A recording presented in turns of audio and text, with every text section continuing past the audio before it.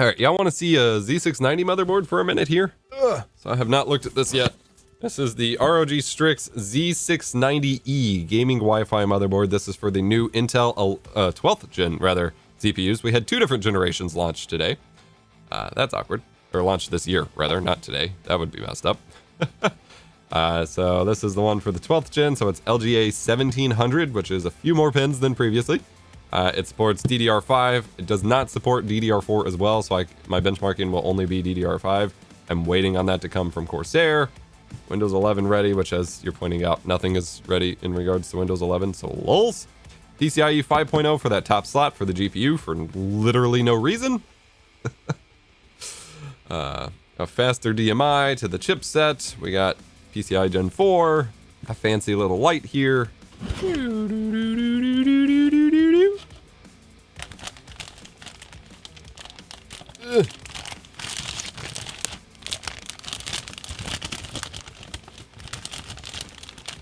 Yeah, this was definitely a paper launch.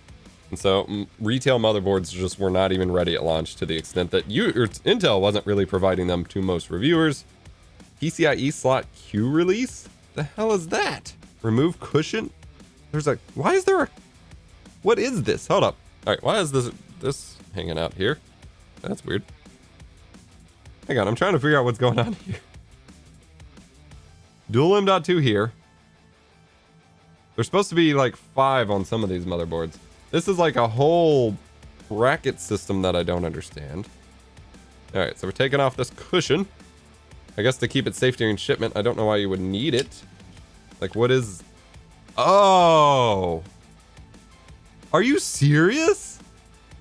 That's wild. Okay. No, so this isn't for the GPU. This is a heat pipe for the NVMe. So you put your blazing fast like PCIe 4.0 NVMe up here, and it's got a single heat pipe that comes up, and you got a little heatsink here to get the rest of your airflow through it. That is wild. I have always wondered about the PCIe 4.0 SSDs that have their own heatsink, and you obviously can't install them under a card here, so it's just like void the expected use case and take the... This is like a rubber flag. Jesus Christ, Asus. So you like take it out of the cooler they expect you to use it in and put it under these, and then they don't stay quite as cool. But this one gives you a whole heat pipe for your NVMe.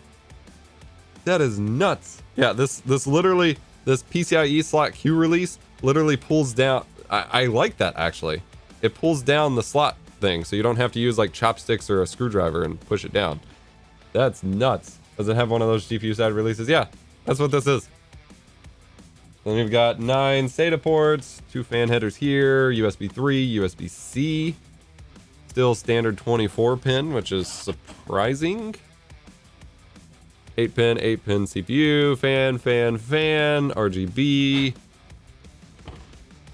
Audio Thunderbolt header, that's nice. RGB, USB, fan, TPM connector down here, front panel connectors, and your audio chipset.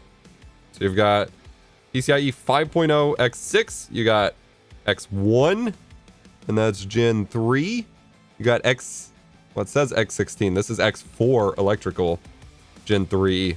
And then I think this is X8 electrical Gen 4 down here. Yeah, I don't know why the gaming boards always come with all these SATA ports at this point, honestly. I think it's because it doesn't really cost them anything to do it in most cases, and even if it does, they kind of disable them if you're using the NVMe or whatever. This looks a little bit different than standard. I don't know why we still have USB 2.0 on these gaming motherboards. Most of the AMD stuff has dropped USB 2.0 entirely. Like, I see no reason. Like, just make them 3 ports. We've got 4 5 gigabit per second ports, 2 10 gigabit per second ports, a third 10 gig in Type-C, a 20 gig in Type-C, which there are no devices, by the way, which use 10 or 20 gig USB. I don't understand the standard. There's not, I'm fairly confident that there's not a single, at least, consumer or prosumer device that uses those speeds over USB versus Thunderbolt. Just absolutely ass backwards. Obviously, you got your audio with SPDIF, you got Wi-Fi 6E, 2.5 gig Ethernet for USB 2, and then for the iGPU, you got DisplayPort 1, I believe DisplayPort 2.0 and HDMI 2.1. I'm hoping. That's pretty nice. See what comes in the box, I guess. Obviously, this content is not super useful when I don't have... I mean, I can put a chip in it, but we can't boot it without RAM, so... And actually, of course... Hello? Corsair is also sending me a AIO for the 12900K. I'm using Noctua for the 12600K, but for the 12900K, I'd like it to actually stay cool, because that is something I ran into with when I was trying to benchmark 11th gen, and that just never happened. Was I kept having all sorts of weird blue screens and stuff, and it was because 11th gen was getting too hot, even though 10th gen doesn't. Oh shit! Okay, you get a NVMe card in here. That is surprising for a gaming motherboard. What? I mean, this is like a $400 motherboard, so I guess you expect everything, but...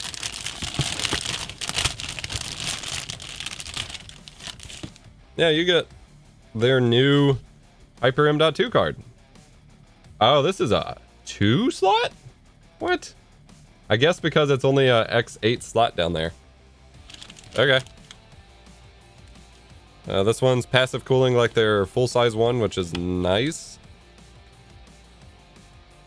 Actually, their 4-size one, I don't remember if it's passive or not. But yeah, so you get a 2-slot Hyper M.2 card in here. So that does bring you up to a total of 5 NVMe drives you could have on this device. Which is wild for a gaming computer.